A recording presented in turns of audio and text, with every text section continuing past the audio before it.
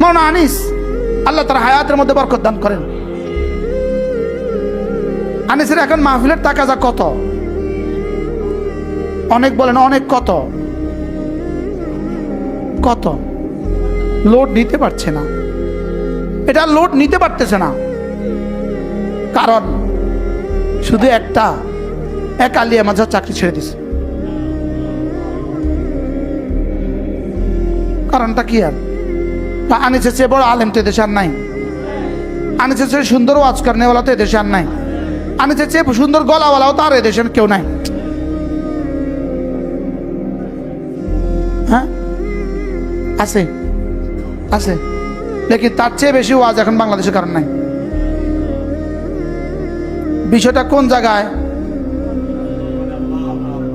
আল্লাহর জন্য ছাড়ছে। বলেন, আল্লাহর জন্য কি করছে? আল্লাহর জন্য ছেড়ে দিয়েছে।